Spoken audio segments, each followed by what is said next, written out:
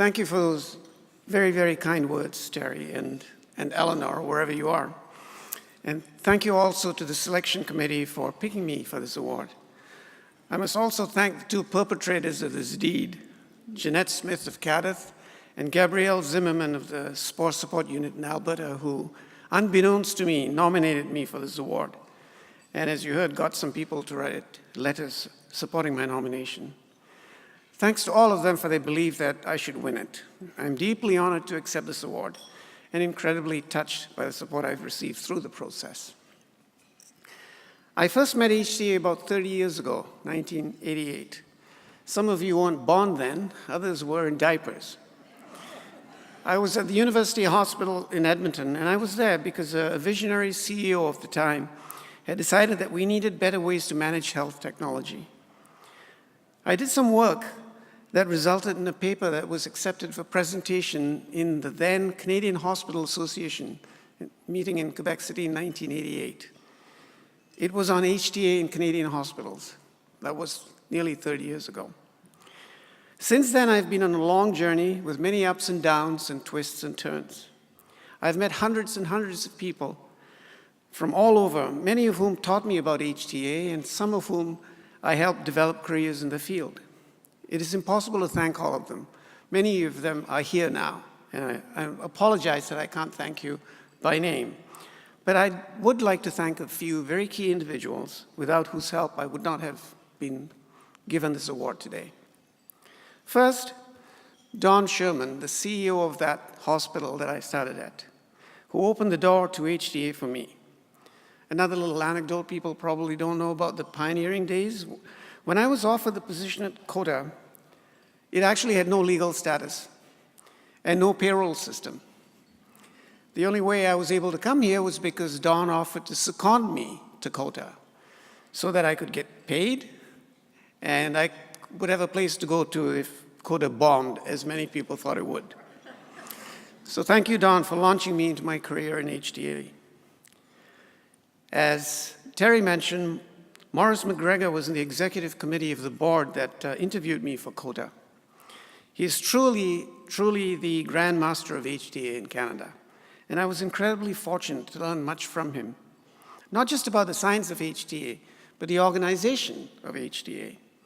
Ever the ex-dean of medicine, he was a great and patient teacher to many, including myself. Thank you, Maurice. The first person I hired at CADTH was Leanne Topfer. Many of you know her. She was one of the first 2 or 3 librarians in institutionalized HTA in the world. She and I learned together in the early days of the field, and she taught me a whole lot about the key role of information science in HTA, and she was one of those who prevented me from hanging pictures up on the wall of CADTH because apparently they were never horizontal. She joined me later at the Institute of Health Economics and at the University of Alberta, helping to establish excellent HTA units in each place. Thank you, Leanne. At about the time I came to Ottawa, Andreas Lopakis moved here from London, Ontario.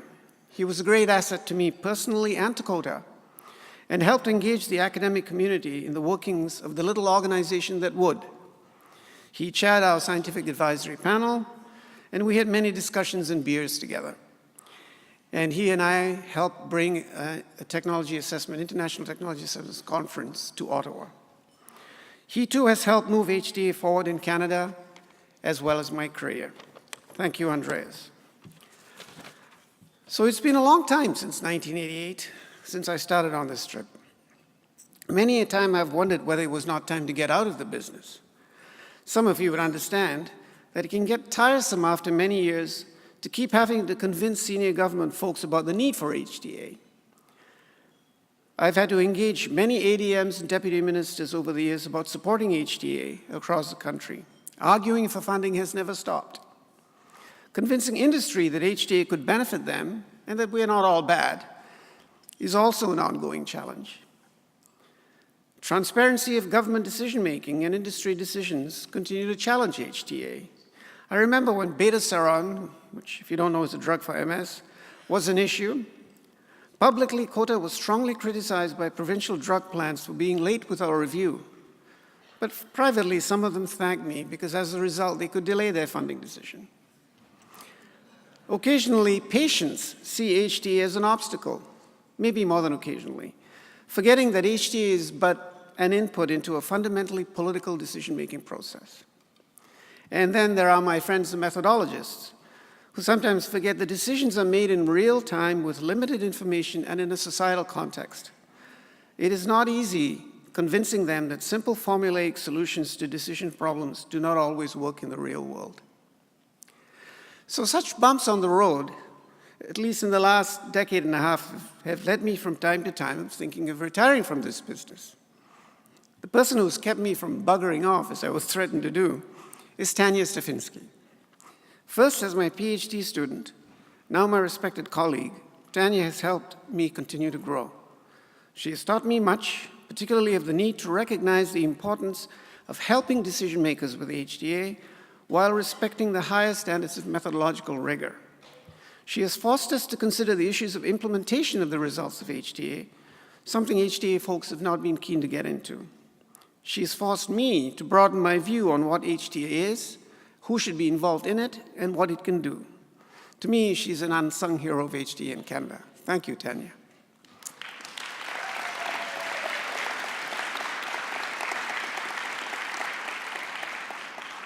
Finally, I'd like to thank all of you for being here, for attending this event, for continuing to develop and grow HTA across Canada, wherever you're from.